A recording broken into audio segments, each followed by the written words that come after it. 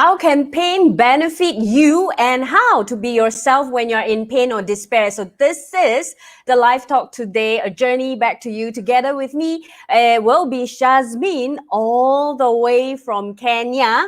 So we have someone all the way from Kenya, and that is the beauty of Body, Mind, Soul. A very good afternoon to everyone. This is Christina Teng, your regular host for Body, Mind, Soul Live Talk, a platform to impact your life positively, impacting life positively. So welcome to everyone. It has come to our 47th episode, a journey back to you with Shazmeen Bank, strategic life, relationship, and intimacy coach. So for anyone out there who is perhaps having some life challenges or some life difficulties, whether it's in your career path or in your relationship path, I am sure and certain if you join us today with Shazmeen Bank all the way from Kenya, you will be inspired and you will be empowered a lot, okay? Why? Because she has a very interesting story to share.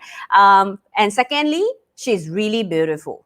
Like super beautiful. So do one thing for me. I'm waiting for more viewers to come in together with me. So share out this live talk. Yeah, this is Body, Mind, Soul. And if you are watching this from someone else's share, make sure you are on the platform Body, Mind, Soul Magazine or Body, Mind, Soul Festival, so that, you know, I love engagement. If you are a follower or a fan of Body, Mind, Soul, you know that I love to engage with everyone. I love to hear from you, and I will love to know where you are from. Okay, where are you from? And you know, let's see what do we have. And also, one of the good thing about Body, Mind, Soul is our admin are getting more and more active to engage with you all as well. So that's the beauty of Body, Mind, Soul. So the entire platform of this live talk, right, we have an intention to impact life positively, and also to create this platform where we can support each other. So to further bring this platform is what we have, a Body, Mind, Soul community where you can actually scan this QR right in front of you, or I'm sure our admin will flash out the link. You can sign up to become one of our community member, Body, Mind, Soul community, where you can enjoy all our magazines for free digital format, as well as 3 audio articles. But you know what? Those are just something physical, but things that you cannot see are the values. You get all informations, you know, about spirituality, informations about holistic lifestyle, and also the most important thing is to support family that we are having, the support family vibe, the homey vibe that we are having. Because all the articles from Body, Mind, Souls that we publish, whether it's on our website or on our magazines, they are all personal stories, they are all personal experience, and that is why we have this today over here. I have over here, hello, and also from Selangor. How about the rest? Share out this live talk. Share out this live talk, and I see someone is tagging someone, Christopher. Hello, Christopher. Do a favor, share out this live talk. Today, we are here to talk about a journey back to you. You is referring you yourself, yeah? It's not about me. It's not about the guest, which is Shazmeen all the way from Kenya. But it's really through her stories, we wish that, you know, through her story, we can learn something, we can inspire something. She has tremendous of strength that I can't describe, and I have to wait for more viewers so that we can bring her up for her to share her side of story. She went through a lot when she was young, and when I had a chat with her prior to this live talk, she really do inspire me. How basically how she transcend pain into strength, and that is something that I feel I don't really have that mindset. You want to say it as a mindset, or you want to say it as an attitude. I believe it's a lot to do with attitude. She won't sit on the pain for too long when she realizes it, and she find ways to transcend and to change her attitude and her belief, and she basically make pain into a positive drive that drive her to improve herself more and more. And this is something that I truly admire, and I can't wait for her to share with us. Yeah. And you know, as she was sharing with me or sharing with us about prepping this live talk, I also realized there is something about me that I've not truly shared through. which is how do I go through my own pain. I went through my pain a lot by feeling heartbreaking, blah blah blah. Okay, hold on. I'm gonna hold my story because I have more people saying hello to me. So flood in all your hello. Let me know where you are from, so that, and don't be shy. If you are first time watching this, we are always a safe platform. And you know what, I also want to welcome you to Bodymindsoul Community. Make sure you scan the QR code right in front over here, so that you get to join and sign up Bodymindsoul Community for free, and you get to experience all this personal, inspiring content for free in digital format. Okay, so you have the written version as well as you have the audio version. If you are an auditory person learning, go ahead. There are audio articles for you to listen to, and it can, boost up yourself in the day. All right, so I want to hear from everyone. So one of the key pointer here is, how can pain be beneficial to you? How can pain benefits you? So I want to hear from everyone over here before we bring out our guests. What do you think? Have you ever see or even think or even thought of pain can be a drive, a positive drive? Yeah, a lot of time pain can be a very negative drive. Like pain can be, I want to prove you wrong, so I do something. But what I realized was, personally for me, I went through all these phases. I went through heartbroken, of course, that creates a lot tremendous of pain, and I feel like the world is doing so much wrong to me. Why this happened to me? And I realized I became more and more victimizing myself, and I feel like the entire world is just so unfair for me and to me. And I complain a lot, and I shared this yesterday, in our TGIF, where I complain when it's about food service delay, and food services are terrible. And I realized, in the end, doesn't do me any good. All this behavior, it kind of doesn't serve me, and that's where I decided to make a change. And what I did is really a mindset as well. I turned over my mindset. Whenever I experience pain, I acknowledged my pain. I accepted my pain. I accepted this is how I feel. A lot of time we talk about acceptance. Everyone is talking about it, especially after COVID happened. But what is the true acceptance that we are talking about? It is the feeling of not, personally to me, that's what I know, and this how I would digest. It's a feeling that there is no need to fight back. If you are having pain, if you are feeling pain, there is a part of you consistently wanted to fight back. There's a part of you consistently wanted to push that pain away. But when it comes to a true acceptance, it's really about accepting that situation and accepting yourself as you are. At this point of time, you are feeling helpless, you are feeling hopeless. It's okay. But that doesn't stop you, you see. You can still move on, right? You can still make a choice, all right? So this is how I feel now. I really feel hopeless. I really feel helpless. I allow myself to go through that. And I feel at ease with it first. That's where I stand up again. I make a decision. I stand up again. And then, and that's how I can move things around. I don't understand my admin. What is she trying to say? Let's see over here, comment. I wonder how to turn over pain to strength to looking forward to find out more. Yeah, exactly. Also, no need to prove ourselves right despite the circumstances, I believe. Exactly. A lot of hardship. Pyong, pyong, pyong. Share out this live talk. And now I have 7 viewers. Let's make it to 10 before I can bring out our guests up. Okay? All right. And also one of the things, I believe a lot of us are not aware. When you're in pain, you tend to talk about it a lot. Do you do that? How many of you here do that? Or you try to find someone that will sympathize you. So it's good to share it out. It's good to pour out all your unfair, unjust, all those pain that you go through, all those pain all those obstacles that comes along your way, on your path. Yeah, over here, complain or share my misery. And then the more you do that, the more you're going to attract the same group of people. And what do, you just continue to talk more and more about it, right? So this is what I went through as well. I complain a lot. So I find a group of people that also complain a lot. And we sit down, we do nothing. When we hang, we just complain.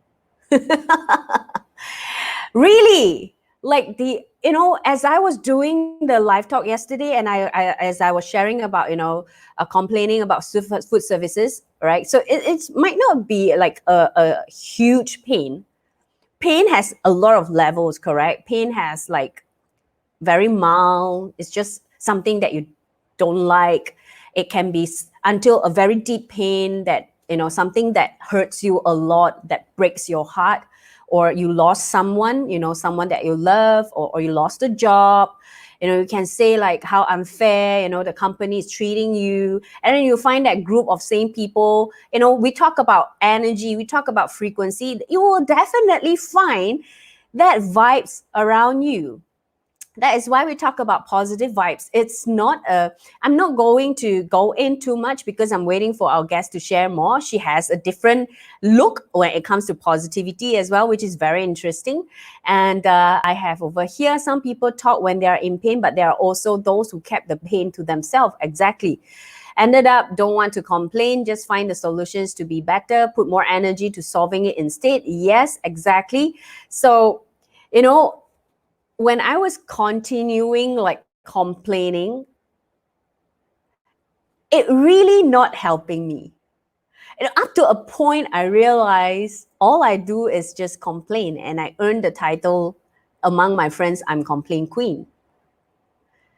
And I used to be very proud of it until later of my life. I realized it is not something that I should be proud. Why I am proud of it is because I feel like, yeah, I can see things that you guys don't see. And that's why I can pick on that small little things, right? But little did I know, it's because how empty I was inside. So I start picking on people or on situation. So it really didn't do me well. It really didn't do me any good at all when I continue to complain, and when I find a gang sit down during high tea and just complain. We can complain a lot of things. We can complain about our job, about our clients, about our customer, because I was in a customer service industry, about our life, how unfair, things like that. Small little things until big things as well. And I realized the more I complain, the more I feel empty inside me, and the more I don't feel good about my life.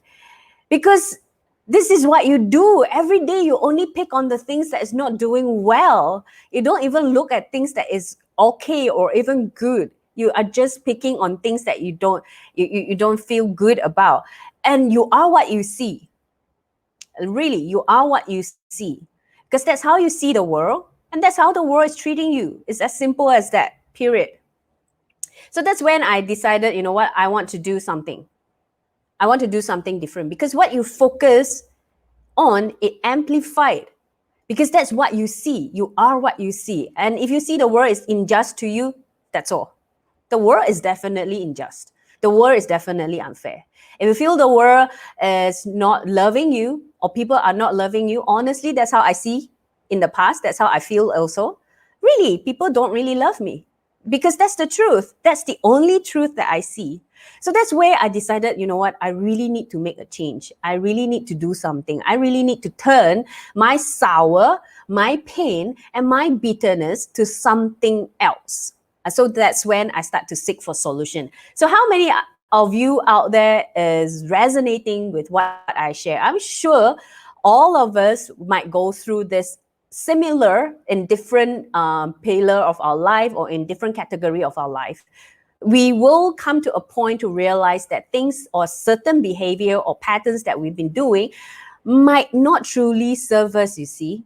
So I hope this message will go out to more. And while we are waiting for our our guest to be ready, all the way from Kenya. So there's a little of time zone different. I think they are 5 hours behind us.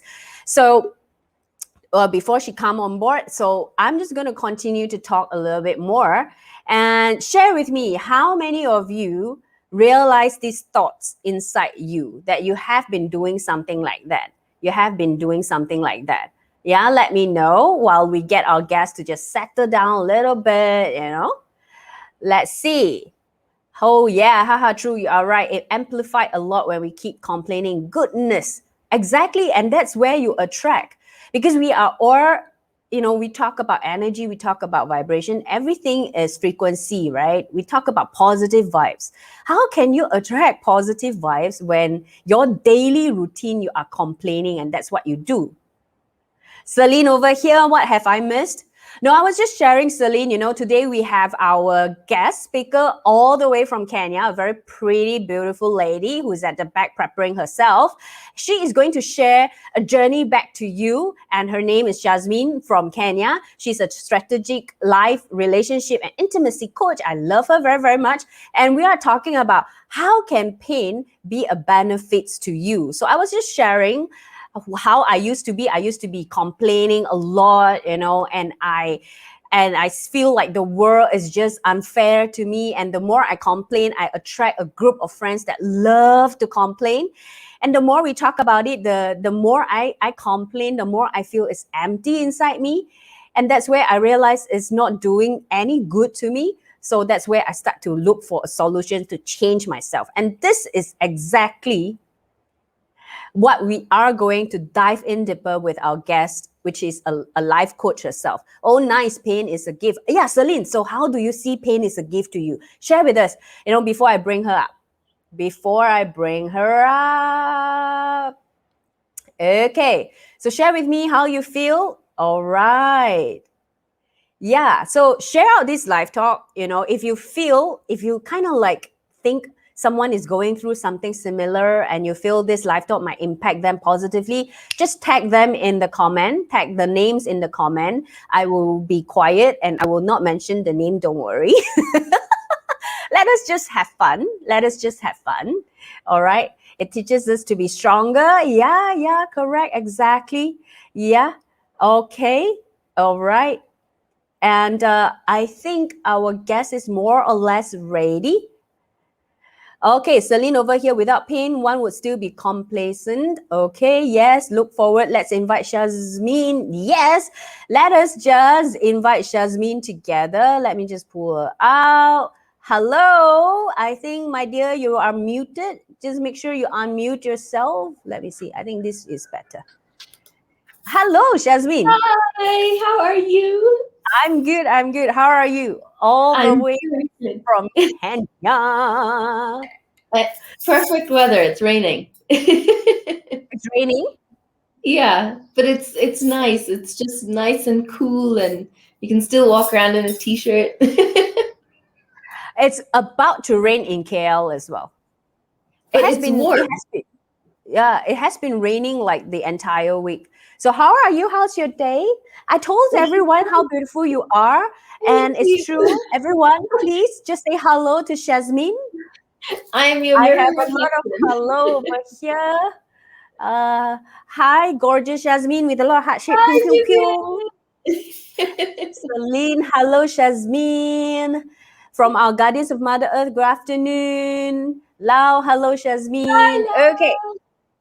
Yeah, so Shazmeen, why don't we just, for a start, share a little bit of who you are and what you do so that the audience, can know you better? Yes, so my name is Shazmine. I'm a strategic life relationship intimacy coach. I have studied a master NLP. I have studied master hypnosis. That's pretty much where I sort of began in the journey. But when I realized when I studied that and I came back, I found, I couldn't really get people to shift or move very fast. So I went back and I decided to study strategic intervention under Tony Robbins. And that's where I did the Mastery University with him and Robin Madanas. And then I did their life coach full live masteries. And there I found that I could make great shifts with me. So I saw that there were different strategies which were easier because everybody, relates in different ways. So everyone has a different way on how things work. So that's what I did. And then I came back and I studied equilibration and just kept on learning different things and different techniques that I could just keep using for people to make faster ways to be able to acknowledge who they are and have breakthroughs. So I've been doing that for a good 9 years now. Um, Wow. yeah, and then so about last year, then I started doing it in the media, so with radio and with TV to just hit more people and educate more people faster. Okay, Jasmine, you have learned so many different modalities, right? I think it Yes, goes back to the root. What inspired to you to started this entire journey? I feel so your story needs to be told to our Malaysian crowd, right? yes, So that more people know about you, and your story is truly amazing and it's very very inspiring. So let us, it's going to be a casual talk. It's like two girls talk here, yes. and our admin is like talking. The two of you are wearing white, so beautiful. Oh Yeah, yeah, we hardly, yes. Hardly my admin will say you look so beautiful to me, but thanks to you, you are here, so I am equally pretty today. no, you are pretty always. Okay, joke aside, but Jasmine, what inspire you to start to look for transformation, to start to be in this industry, to coach and to transform people? Okay, so what happened was I was 18, just, young and ready to go to university. I had the last 3 months of school left. And I remember feeling so, so, so ill and so sick. And for 3 months, we were trying to figure out, my parents couldn't figure out what was wrong because, I would wake up sick. I couldn't focus. I couldn't study. And there was this one day my mom was like, after a couple of treatments where they actually try and move the pulse and the stomach. So they were doing a lot on my stomach. And she was like, we're going to go and have an ultrasound. And I remember saying, okay. And they thought, okay, we're going to find some kind of a growth, something that has made you so ill and so weak. And I remember when the doctor put, the jelly on my stomach and the camera was facing me. So my mom was on the other end of the room and he puts the ultrasound on my stomach and I look into the screen and I can see a baby. Wow. And I'm 18 years old, so I'm in complete shock because I didn't see it. I thought maybe, but then I didn't listen to that voice. I was like, no, it can't be. And I was still at that time so tiny and so small. So there was nothing to make me feel that maybe I could be. And I Mm-hmm. remember the doctor quickly took the machine off, and my mom was like, what is it? Now, this is the doctor that delivered me 18 years ago. And Oh, so, wow. yes, so the doctor was like, no, it's nothing. Let's go into the office.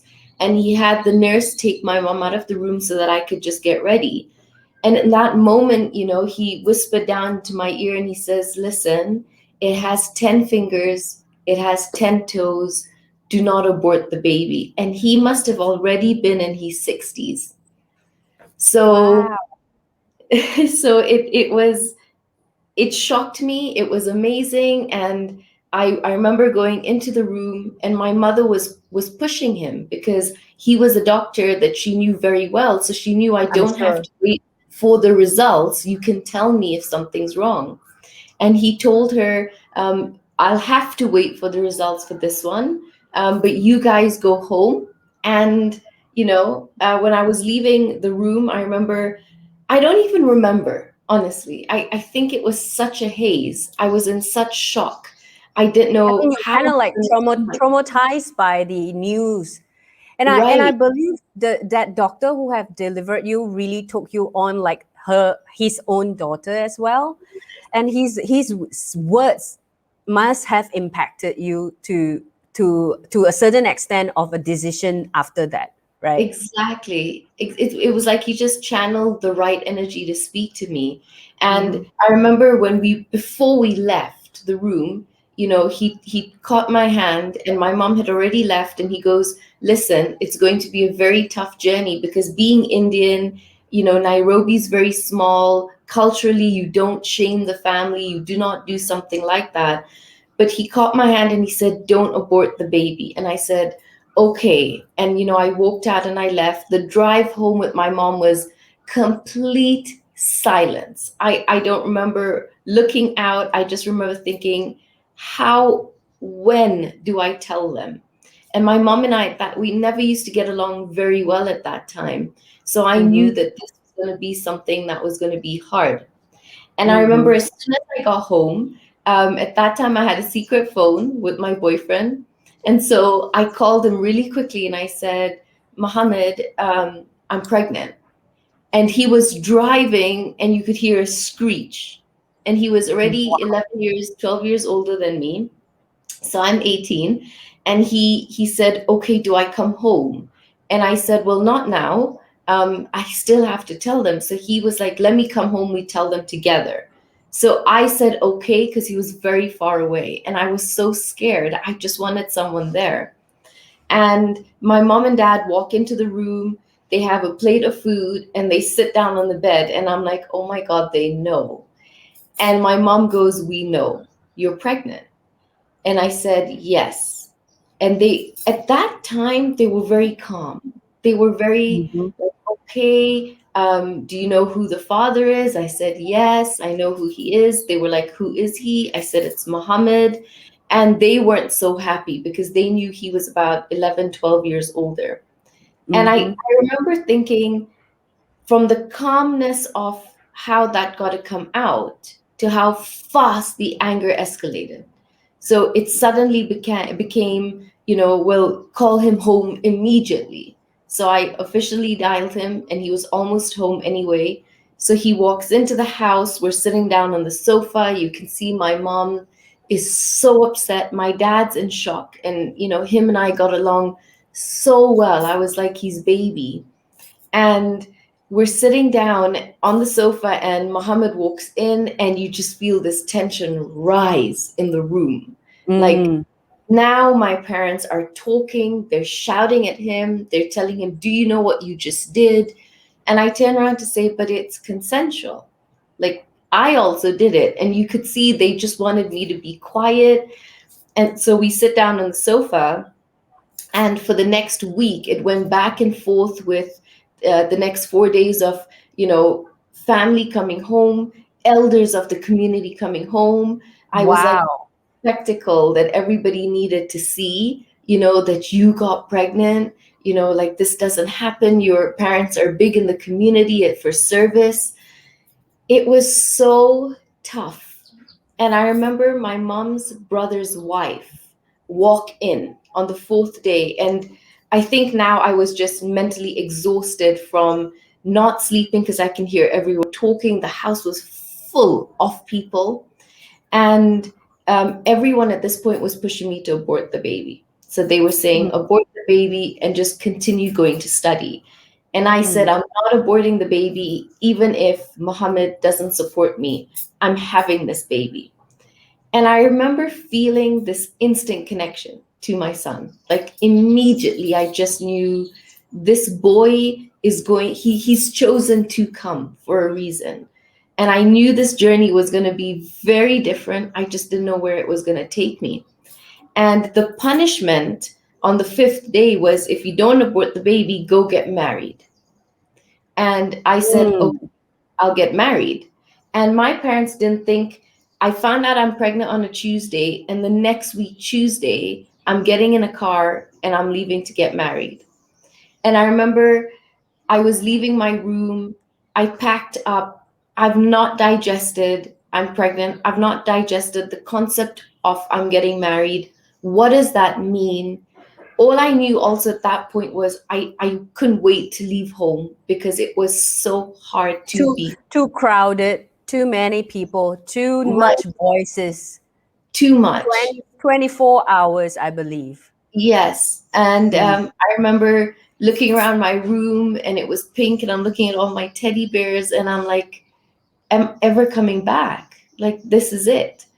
And I remember And leaving to get married, but my mom and dad still hadn't decided will they come to the venue because we couldn't afford to get married at that time at all. He had mm, just left his job, so he was moving into wanting to do business himself. So um, it was like such a turmoil time for the two of us. But at that time, he was like, "I'll stand by you. We'll do this." And I thought, I'm marrying the love of my life. I had known him since I was 15, so I thought, we've dreamt of marriage. We've talked about it. This should be easy, right? Like, I mean, Mm-hmm. I'm 18. How hard could marriage be? And I remember feeling at the wedding, my parents decided to come. Somebody offered to marry us at their house. I don't remember anything after it being recited. I just remember taking photos because I've seen the pictures, so I remember that now. I remember going to the hotel, which was, like now, he had booked 2 nights to stay there before we went back home because he was living with his mom. And I remember we slept the whole 2 days. I think the exhaustion of what we'd gone Yes. through. Mm. But I remember about a week later, I was going back to school, and all you could hear in school was hush voices. And those are, I would say it's a very nice way for you to put it, voices, but I believe those are judgments also. I'm Yeah. sure you have went through a lot. But Shazmeen, I just rewind back a little bit. We have a lot of beautiful comments on the text. You mentioned that you make a decision not to do the abortion and to welcome the baby, whether your husband or your then boyfriend support your act or not. You will do this on your own. What was that, beside the connection, but what was that thing that make you so clear at the age of 18 that you will be responsible for this life that you are carrying in your sacred womb at that point of time? I always felt, and I always knew life was going to be different.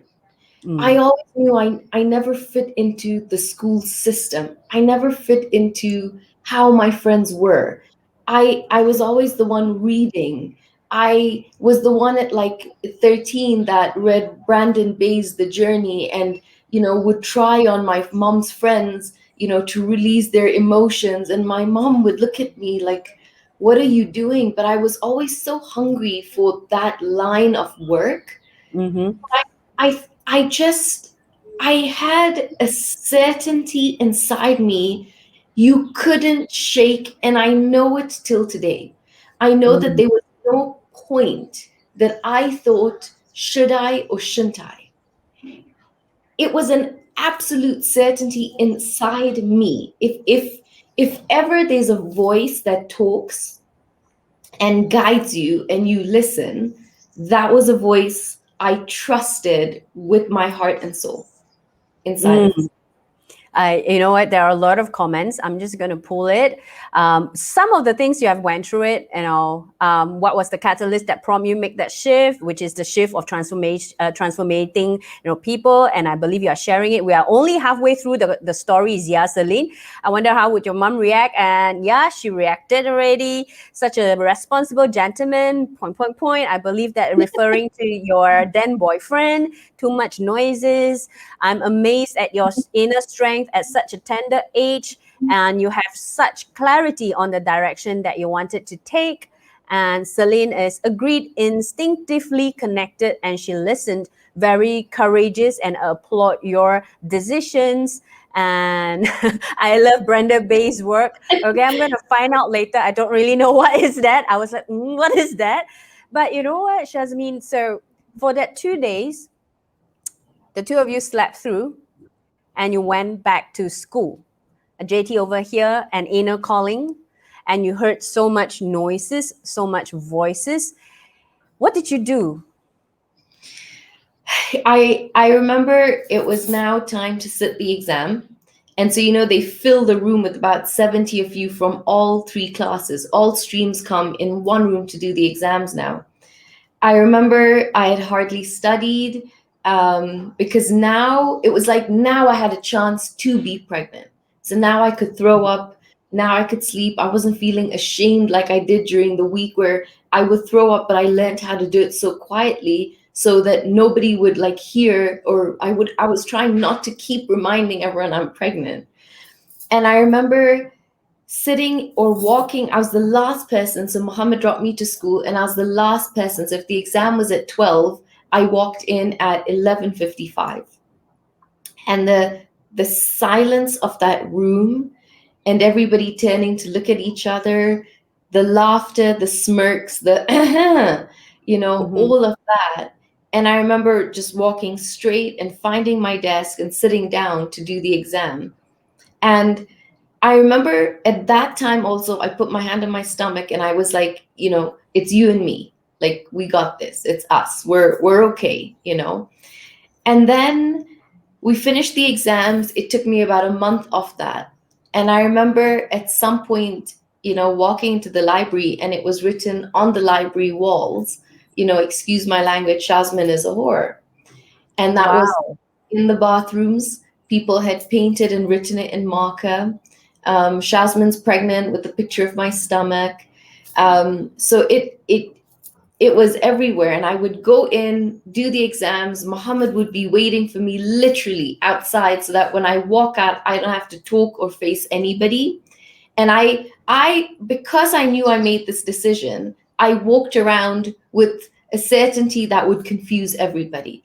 So Mm. even if it hurt me inside, I would walk around with, I'm fine, I'm okay. So it would make people want to get to me more because they Yes. thought, you look okay, we'll edge you on more. We haven't broken you yet.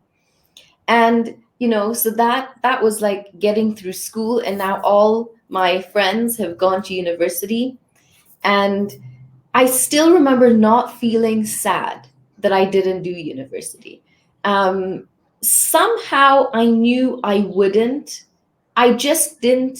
I just thought it wouldn't be the course I was picking. That's what I thought.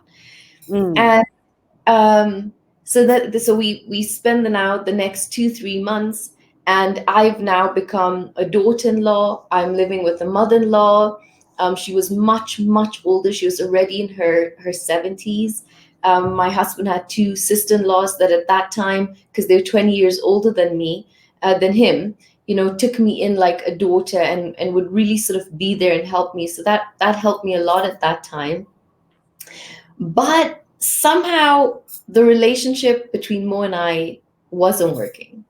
And I remember Mm. being so confused because I thought, we've talked about this, we've dreamt about this. What am I doing wrong? Everything was me at that point. And I Mm. remember he started to be very angry, and he was going through a lot because everyone was telling him, do you understand the bills that are going to come? Do you understand how expensive a baby is? Do you know how much it's going to even cost to have the baby in 6-7 months? And I remember that controlling him because he came from a very poor background. So he Mm. was very driven, and in his head thought that when I get married, I will get married when I'm settled, not when I'm, now Unprepared.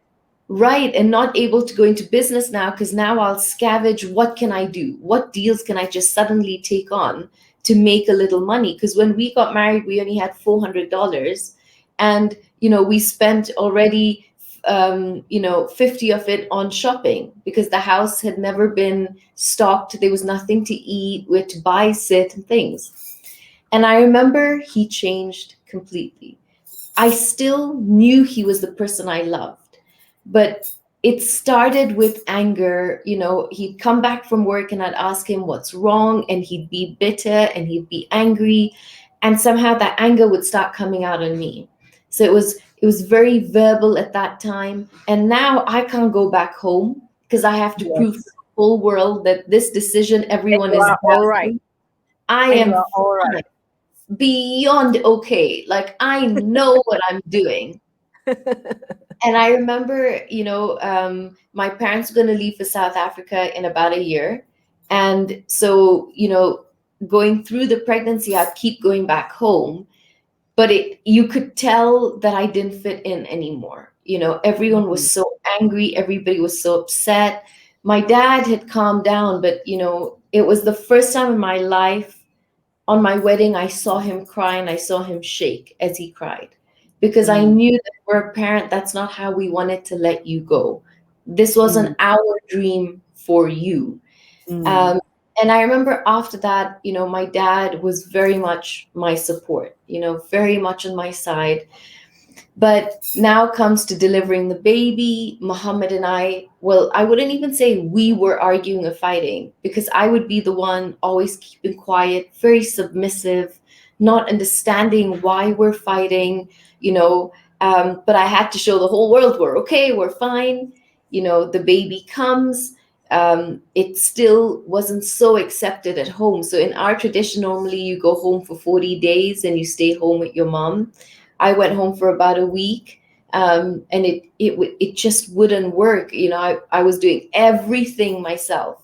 So literally, I can say when it came to raising Gibran, because that's his name, I did it myself. There was no help on how do you do things. I was figuring it out as we go. And at that time, I had a really good friend who decided, she's about 10 years older, and said, somehow I'll look after you, I'll take you in. Because even in the hospital, obviously Muhammad didn't know, what do you eat, what are the good things to have after having a baby. I'm Mm-hmm. 18, I have no idea. So she would come with, tiffins of food, the right things to eat for milk. But And yeah. so she kind of really took me in at that point. So, And I mean, kind of like fast forward a little bit. So, you went through the entire journey, kind of like not knowing what is happening, not able to digest from a very loving relationship and such a sudden news. And I'm sure Mo is not prepared as well, as he has his big plan for his life, right? right. And he has his dream how to walk down the aisle together with you. I'm sure that was being said before, and that was being discussed before. And when the baby is delivered, and just fast forward few years down the road, when your son is growing up, what It happened? it moved from verbal to mental to now it was physical abuse. So now, there was a lot of that at that point.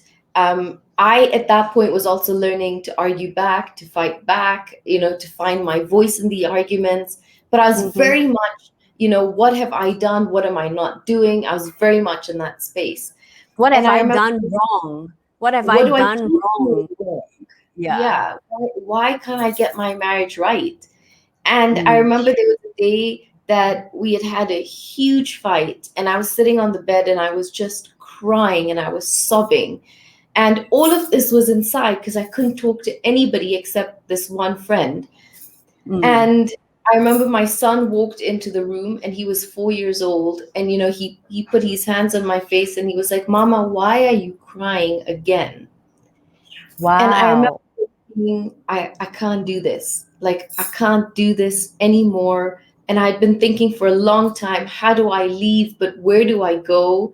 And I had just got a job. So I remember telling him, this is it. I'm done. Now I'm really going. It's not now just a threat. Now I'm really leaving. And he thought, okay, you'll go for about 3 months. So at first, he helped me furnish an apartment. He paid the rent for 2, 3, 4 months. And I moved out. He thought, when you calm down, you'll come back.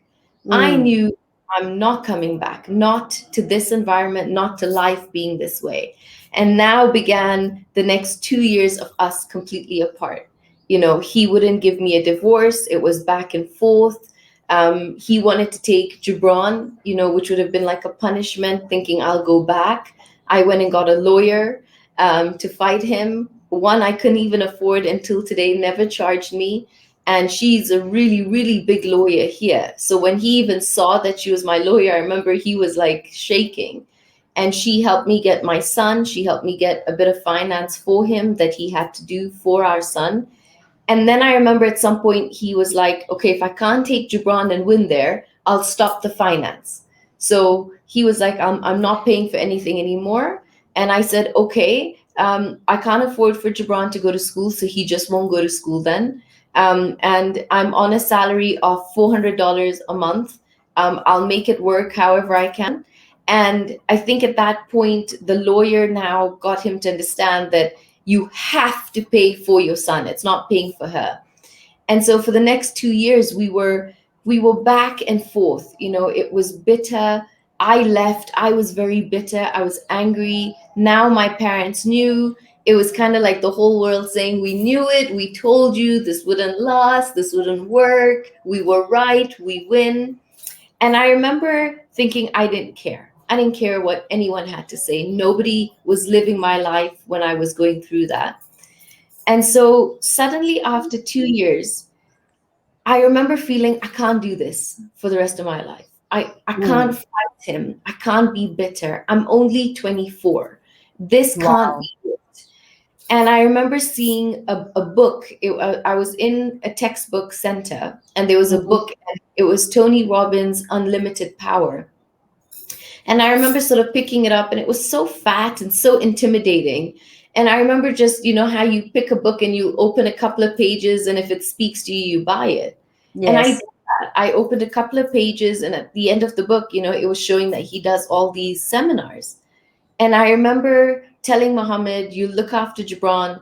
I'm traveling. I'm going to go do a seminar for me. I've never traveled alone. I went and did this seminar.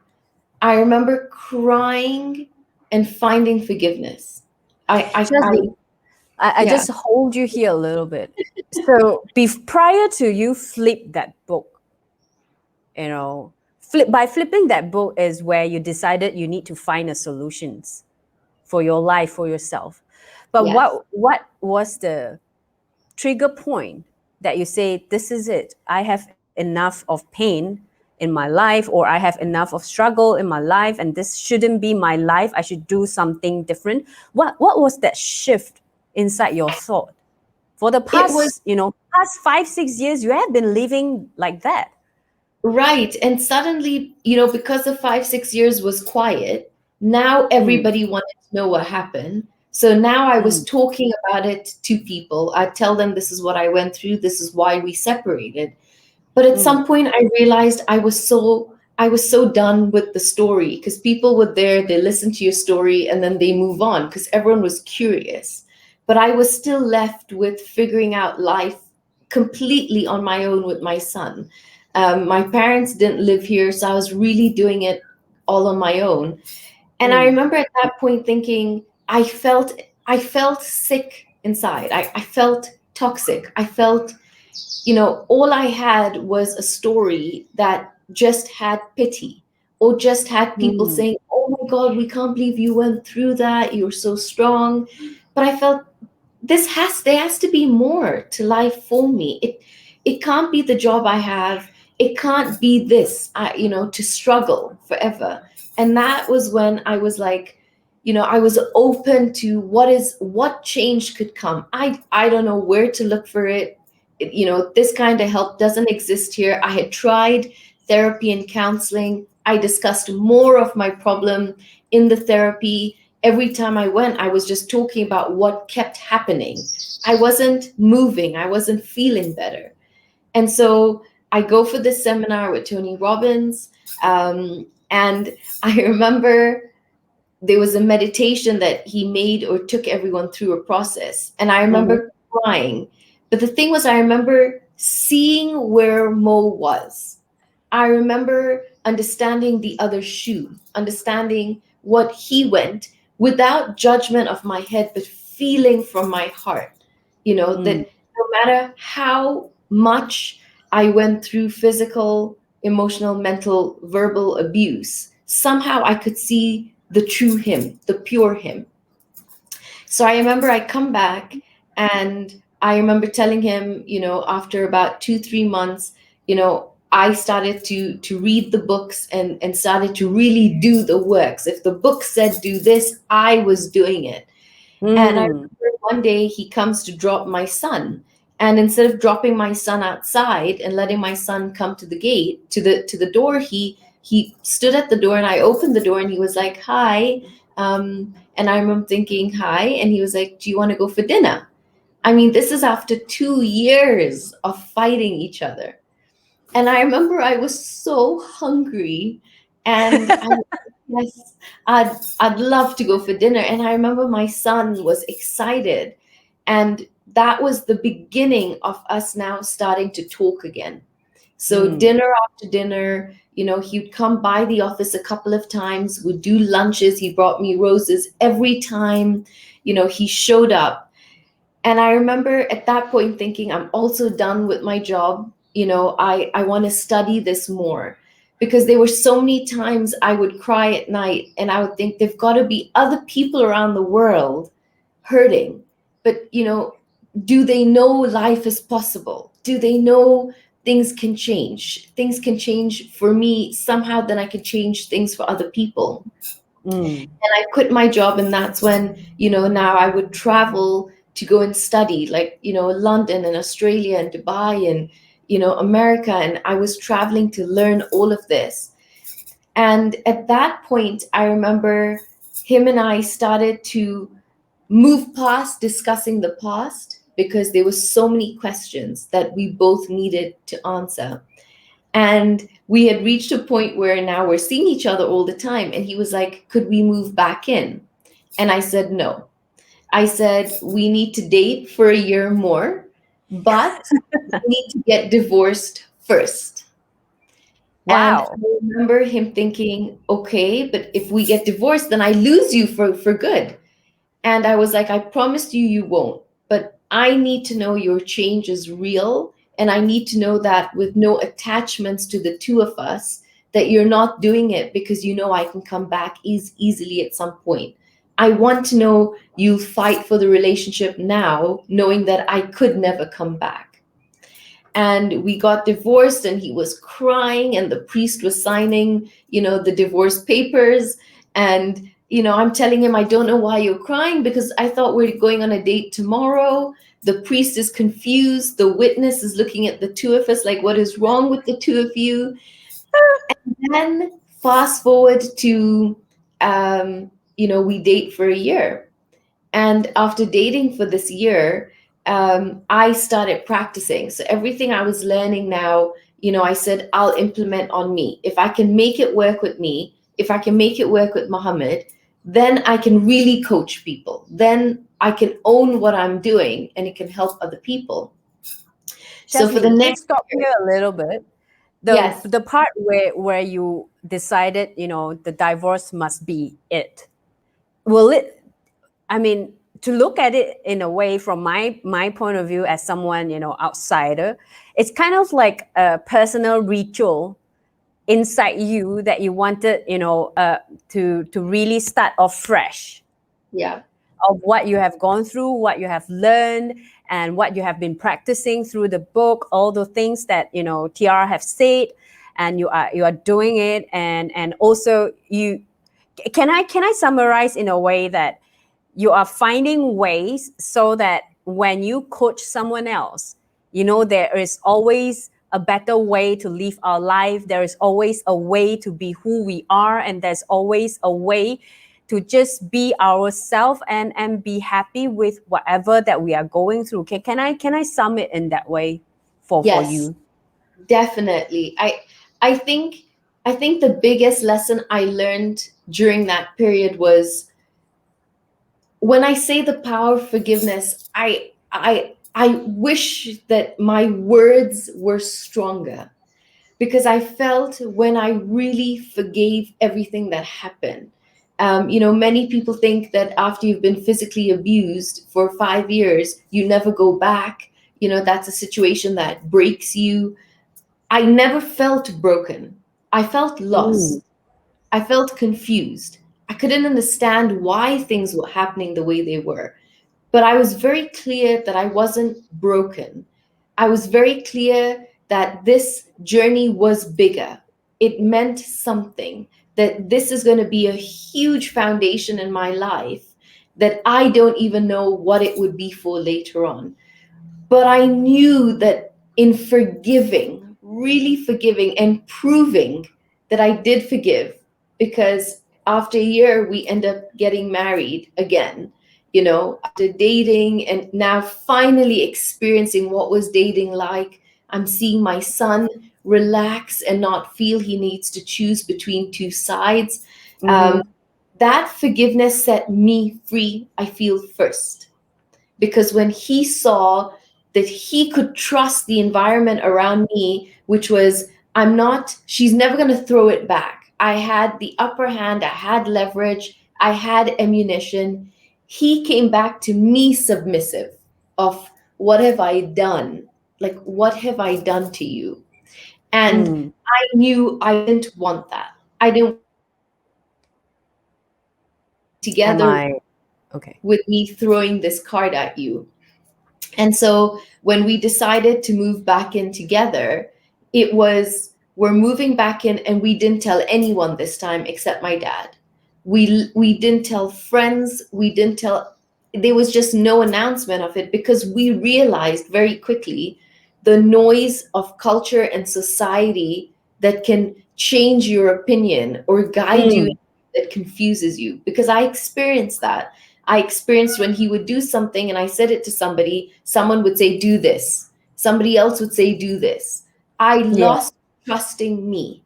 I You lost. lost that. You lost that you know, that the thing that you experience with your son, that inner voice, because Yeah. it tends to depends on someone else's advice, you know. And that is a lot of time, it's really cultural patterns, is really I would say it's cultural patterns and stereotype mentality. And a lot of times we tend to not trusting what our hearts say. And what you have demonstrated to us is, along the entire journey, you really trusted yourself, and you find ways, and because certain incidents has to happen so that you can find more ways to trust your own voice. We have a question over here.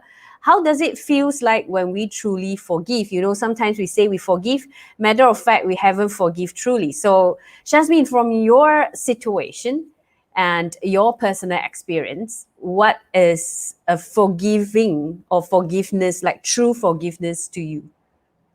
For me, it would be, there's no attachment left to what had happened. It is not just forgiving what somebody has done, but understanding the benefit of what had happened, what they did was a gift to me.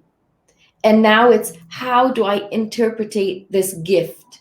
What do I take from this lesson and make it mean something powerful for my life and those around me? So it's not just, I forgive you, and then somewhere deep inside you can feel in your body there's this little grudge, there's this, now I know what never to do, now I know how never to trust people.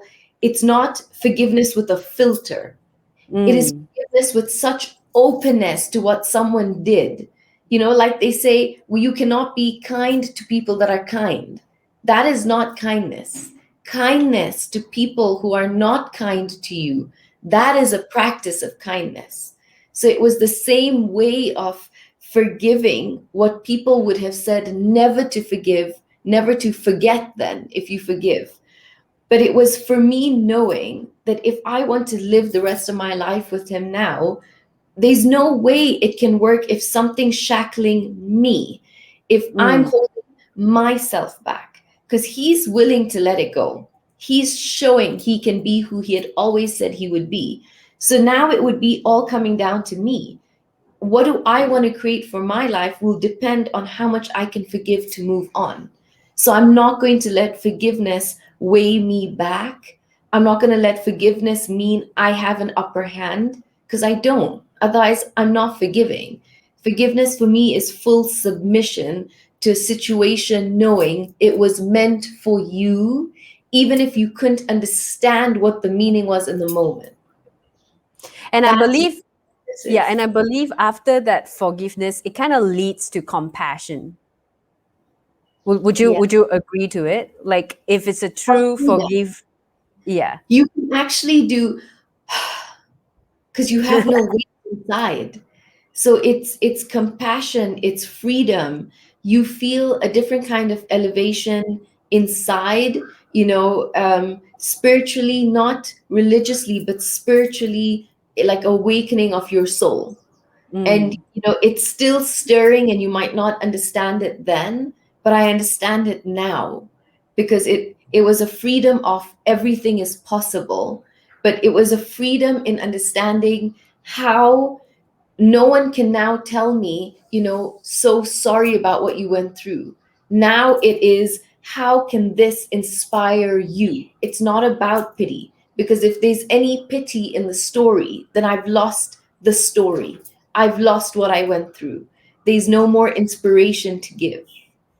So what you have been demonstrating, or what you have been sharing throughout this entire, live talk, is really using your own story of your past to inspire and motivate people who are about to listen or who are listening now, that you always have a choice to be who you are. And pain can certainly be a gift for us to change us, to improve us, to make us be a better version of ourselves. And at the same time, I believe because of what you have gone through, and that is why now you ended up, as a life coach, an intimacy life coach. How many people can divorce and then remarried with the same person and still become so lovely, in a very lovely relationship? I think it takes a lot of wisdom, definitely. I believe it takes a lot of strength and courage as well to believe in what you believe. And it Yes. takes a lot of that to be, in order to believe in what we believe, I believe as well, it has to do with a lot. You are comfortable 100% as who you are. Yes, and exactly. Something that I've loved about him has been, in our journey over the last year, is only when the story came out, and, I had a company come to me saying, okay, could you share your story? What is it? And when I said the story to them, I said it laughing. I said it light, like, this is what I went through, and then it was like this, and they were like, whoa, whoa, whoa, whoa, what? And I was just talking, but there was no attachment. So it's being able to remember what I went through without reliving it in my own Mm-hmm. body, without me putting myself back in a situation. So, Mm-hmm. they were like, you're talking, you're okay. And I said, well, yes, because now it's 10 years since I've been with him again. It will be 18 years, our journey in total in May, 20 years since I've known him. There's no attachment to what happened. Otherwise, I would have never healed. And Otherwise, you will be a bitter Jasmine that yeah, consistently accusing your loved one for whatever that they have done. But right. Jasmine, it also shows that how much Mo is so supportive of what you are doing.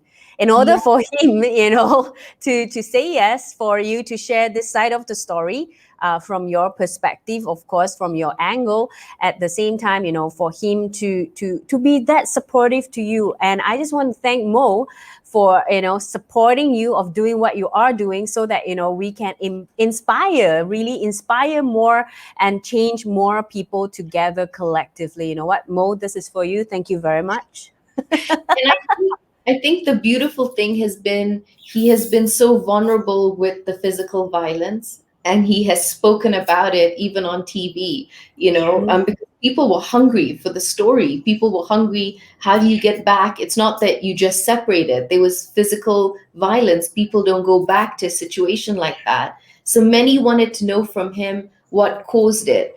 But then many also wanted to know, how come you're sharing? And he says, because he's like, I realized when there was ego and pride involved, I couldn't see the truth of the love we had. And he says, the minute I let go of ego and pride, because a friend told him, you will lose her if you continue with your ego. And he says he stopped at a petrol station after we had had a fight that his friend witnessed. And his friend told him, it's not her, Mo. It is not her. You're triggering and pushing it. It's your ego, and she's not going to give in to your ego. She will give in if you move into your heart. And he Wow. remembers the petrol station thinking, what am I doing? I'm listening to so many people cut finance, take the sun, do this, she'll come back this way. And the biggest lesson we learned was, when you go back to trusting your heart, the part of you that is born before the brain in the fetus. Your brain is not born first. It's the heart, the infinite intelligence that guides you for weeks before your brain takes over, which means that this is the first place you come back to when you're in doubt, when you're lost, when you don't know what to do. And when he came back to his heart, I fell in love with that again. I saw that. I was attracted to that. He won me back by him coming here and teaching me as well it's safe to stay here. No one's going to hurt each other by moving into our heads. If we stay here and we trust the course, we can do it. But it's like now we know what we were doing. At that time, we knew we're in our hearts, this is what we're doing. Now, when you look back, everything makes sense. And so for Muhammad, it's if a man could stop hitting a woman, if a man can become more aware of his tone, if a man can become more aware of how he makes someone feel in a relationship, for him, he's like, I'll be vulnerable enough to share it because I've worked through it. I went through it. We've been together now for 10 years. So I can prove to men who you think you are and who you want to be is two different things. Wow, that's very beautiful for him to share that. And I believe, you know what, our program director might be very interested to invite him for a live talk as well, to speak to the voices of men, and whether you're the Indian society in Nairobi, in Kenya, more or less Asian community share similar values and similar perceptions. I believe that can be another added value as well. But Shazmeen, I want to just bring back a little bit. People were hungry for the stories, right? And they only want to know what went wrong. Yes. And they can't believe how good it has become. So how did you bring yourself to the awareness that to not focus on the story so much, but rather focus on highlighting, while you are sharing, highlighting, you wanted to share that there is always a solutions to our life for you? I think I realized very quickly from a very young age that people want to hear the sadness, people want to hear the pain of your life to justify where they are, to make their lives feel better. And so when they know somebody's not doing well or somebody's failing, somehow your failure becomes better than everybody else's. And so very quickly, I realized that what would happen if I started to talk about pain as it was the most incredible gift of my life because I see it. And I remember I would pull people in because they would be confused. They would be like, but what do you mean? What do you mean pain was great? Like how? And I remember telling people that, if you go to see somebody in a hospital and they're alive and you look at the machine, what is happening in the machine? It's up and down. That's the wave that's going through the machine while you sit and watch somebody, probably fight for their lives or being monitored. But the minute the line goes flat, life's over. So we want the flat line because we think that's life, but we're not willing to see life is up and it will be down. But when you come back up, you will never be where you were before. You can never go as low as where you were. There's something you're always learning along the way. But I feel we miss that gift.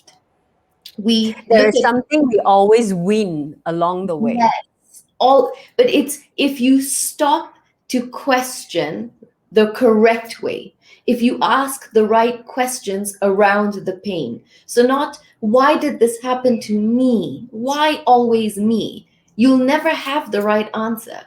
But if you actually sit to ask, what was the gift in the moment? How did this change me in a beautiful way? Now you're starting to ask the right questions. Now life is opening up flowers in a way you didn't know could bloom further. You're now in a garden that you will see colors that never existed to the normal eye. Because suddenly everything, pain is value, suffering is value. When you see somebody that causes you pain, you reach a point where you understand only pain will cause me pain, which means how do I make their day better? How can I change things for them?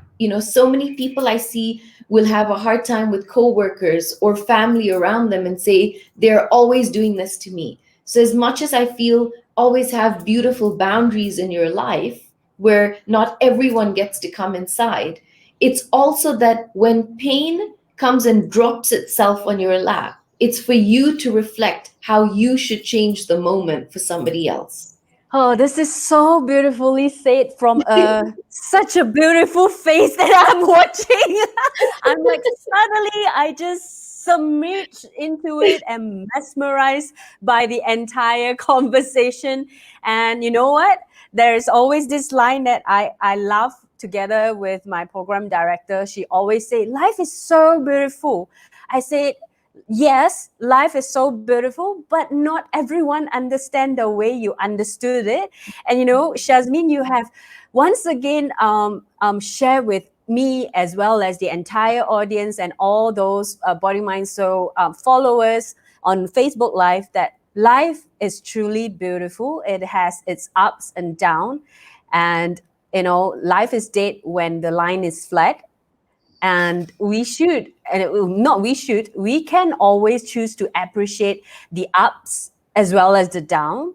And for you, you have shared with us again to consistently, you know, reflect on ourselves of our journey, not to stay in the past, but to see how beautiful whatever that happened in our past have moved us, have changed us, have transformed us.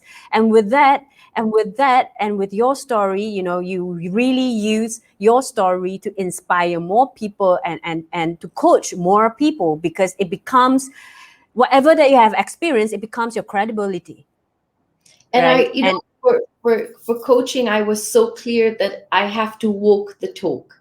So as I was learning it, I was very careful to know I am not going to teach what I've learned.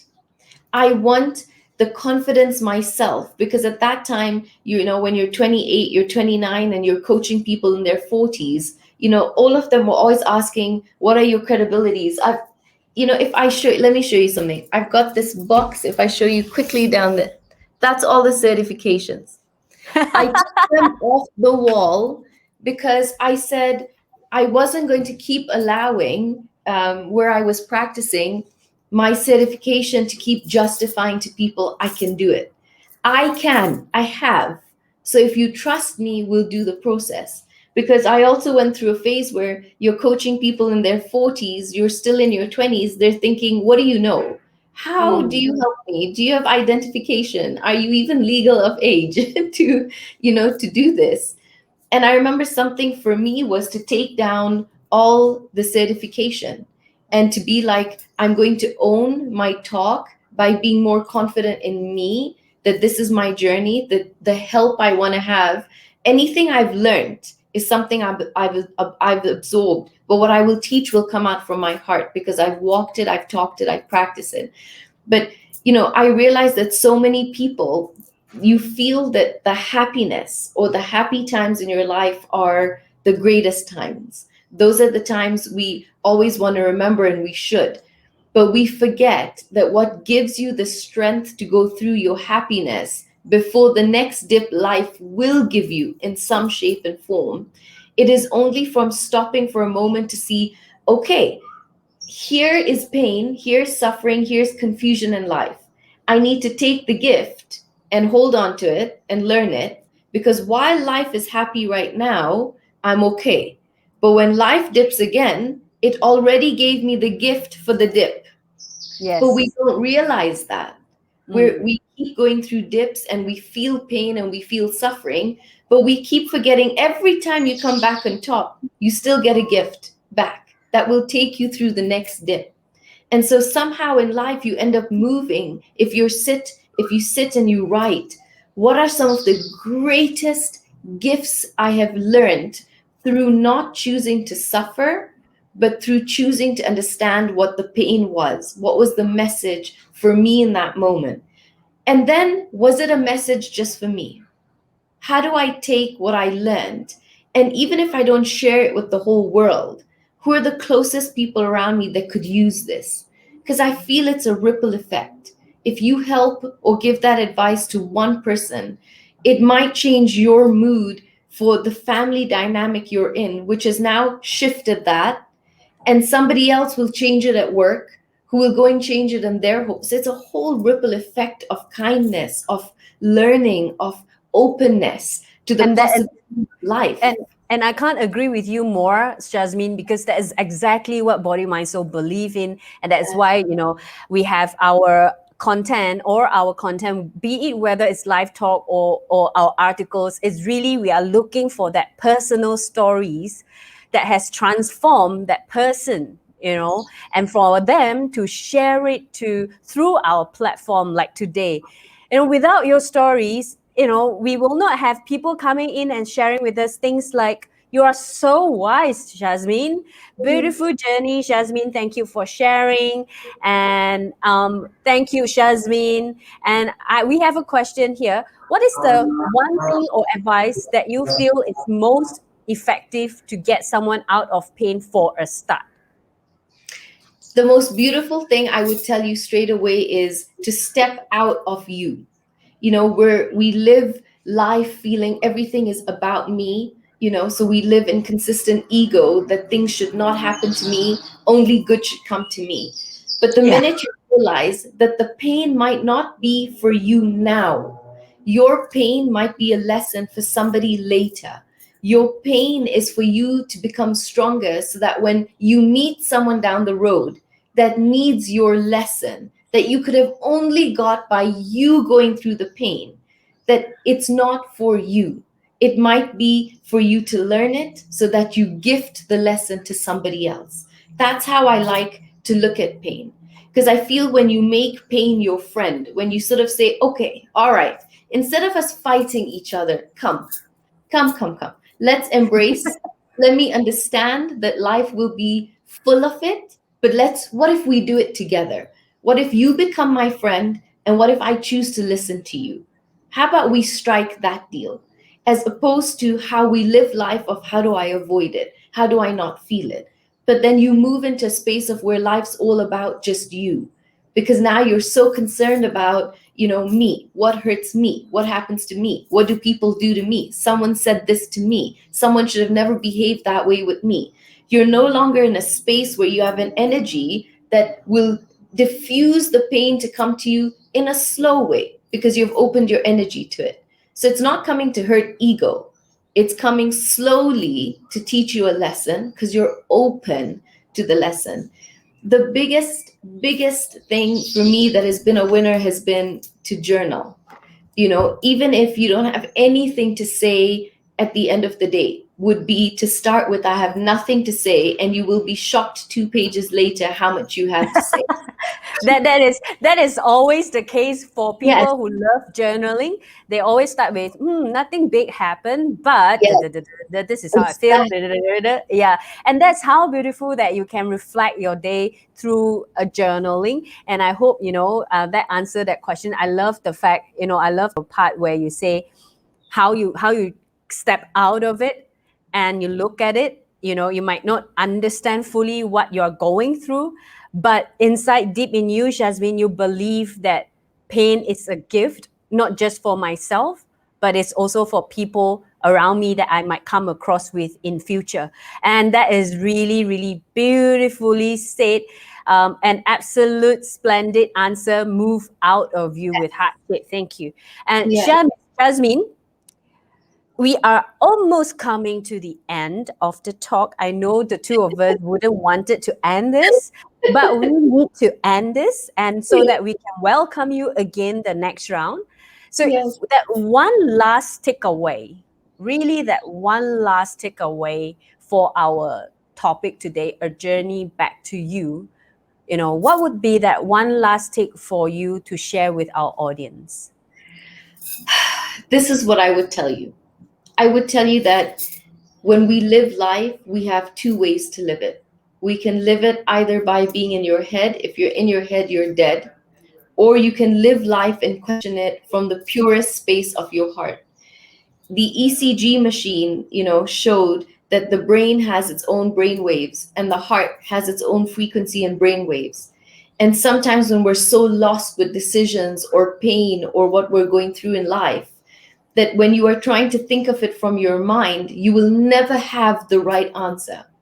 But when you put your hand on your heart and you actually breathe in to your heart, and somebody won the Nobel Peace Prize for this discovery, was when you breathe it into your heart for 2 minutes. And then you asked yourself the same question again. The ECG machine showed that the heart and the brain waves somehow came into coherence. You are now in sync. You are not thinking from two minds. It became from the true mind. So for me, it would be for people to come back home, come back to who you are. Your journey is always calling you to pull you back to figure out more of who you are so you know more of what to give. Because life isn't just about you, it isn't just about working, it isn't just about living on how do I get more out of it, how do I grow more, how do I get seen more. It's more about how do I find me first. And when I find me, then the world and life will open up space for me to be seen. So, me worrying about that isn't my cause. My cause is coming home to my heart so that I can live and understand every moment of what I go through from the purest place of who I'm born to be, the light I'm given to shine, the purpose of life I'm given to live, that I will never experience if I live around noise, not only mine, which is more deafening, but the noise of people. So when you Mm. take people away and you take yourself away and you are just living in light of how do I serve, how do I give, somehow you find even what it is you want to accomplish worldly comes to you because your energy and frequency is open to it. Wow, that's that's the best way to sums up today's live talk. JT over here, thank you, Jasmine, for an awesome inspirational sharing with a lot of butterflies and caterpillar turned into butterfly and rainbow, from hate to heart, and heart coherence is the way forward. Thank you for your pure light and being so open, brave, and generous in your sharing today, Shazmeen. Pyung, pyung, pyung. Looking forward to seeing you more on Body, Mind, Soul platforms. That is for sure. We are going to have more of Shazmeen to come with us. Yeah, I'm sure. And with that, I would say, you know what? Thank you to everyone. Remember this. This is the purest and the best message is to live our life with our heart. And from there we will definitely get our clarity and we'll definitely get the true answer.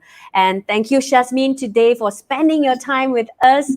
I really had fun, and I know this live talk can continue for the longest time, but it's my job as a host to put an Yes, end to a good show so that we yes. can have greater show to come up for the next round. So, Shazmeen, thank you very much all the way from Kenya. And to all the audience, if you love this live talk and you feel it will definitely change someone that you have in mind, this live talk is always available on our Facebook, Body, Mind, Soul Mag. And if you would like to connect with Shazmeen, you can also write to Shazmeen on her IG, Instagram, Being Real Now. Yeah, so you can connect with her directly as well. And I would say with that, a very good bye to all our audience, and I'll see you next Saturday together with another beautiful guest that we have in line. Thank you, Shazmeen. Thank Goodbye, you. everyone. Bye.